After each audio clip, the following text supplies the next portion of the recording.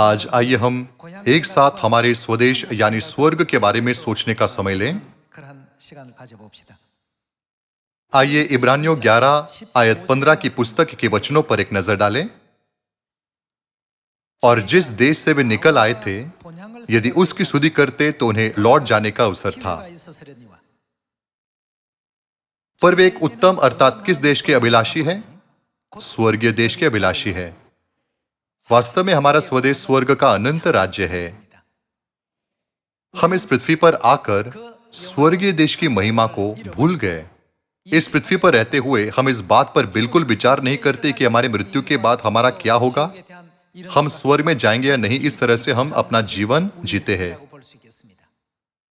फिर अचानक बिना किसी चेतावनी के हम मृत्यु का सामना करते हैं।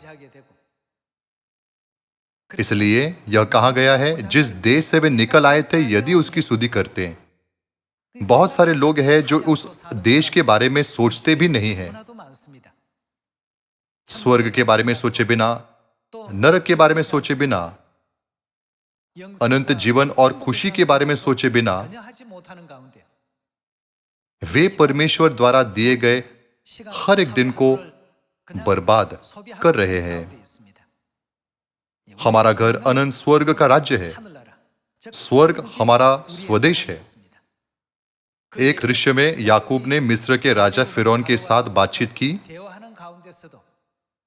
और याकूब ने कहा, मैं 130 वर्ष परदेशी होकर अपना जीवन बिता चुका हूं। भजन संहिता में दाऊद ने कहा, जहां मैं परदेशी होकर रहता हूं, वहां तेरी विधियां मेरे गीत गाने का विषय बनी है। हम बाइबल में देख सकते हैं कि विश्वास के पूर्वजों का कहने का अर्थ यह था कि पृथ्वी पर उनका संपूर्ण जीवन केवल एक यात्रा है। इसका मतलब है कि यहां उनका जीवन अस्थायी है और वे अंत में अपने स्वदेश लौट जाएंगे। स्वर्ग का राज्य एक ऐसी जगह है जहां कोई मृत्यु, शोक या पीड़ा नहीं है। इस तथ्य को देखते हुए कि यह इतनी शानदार दुनिया है, हमारे इस पृथ्वी पर गिराए जाने का कुछ कारण होना चाहिए। आइए यशाया अध्याय 59 का आयत 2 देखें।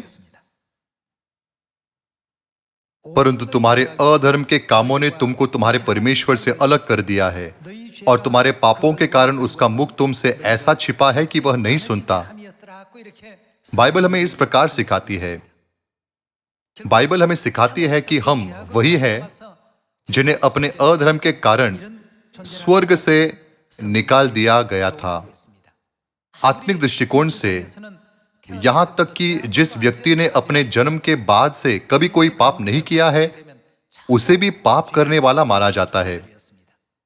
इसलिए बाइबल कहती है कि इस पृथ्वी पर ऐसा कोई नहीं है जो यह दावा कर सके कि उसमें कुछ पाप नहीं।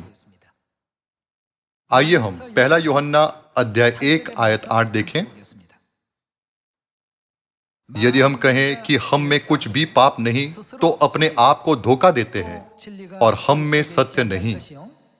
यदि हम अपने पापों को मान ले, तो वह हमारे पापों को क्षमा करने और हमें सब अधर्म से शुद्ध करने में विश्वास योग्य और धर्मी है।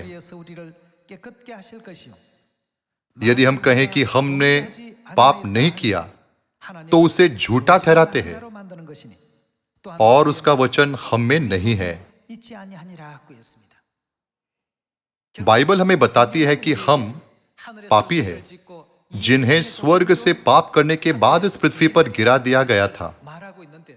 हालांकि यदि कोई कहता है, मेरे पास कोई पाप नहीं है, मैं निर्दोष हूं, मैं पापी नहीं हूं, तो वह परमेश्वर को, जिन्होंने कहा कि हम पापी हैं, झूठा ठहराता है।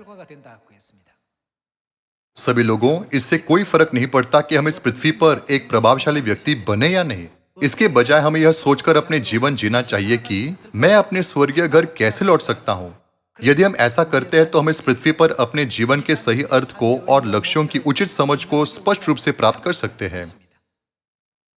चूंकि वे नहीं जानते कि वे कहां से हैं, इसलिए वे नहीं जानते कि कहां जाना है।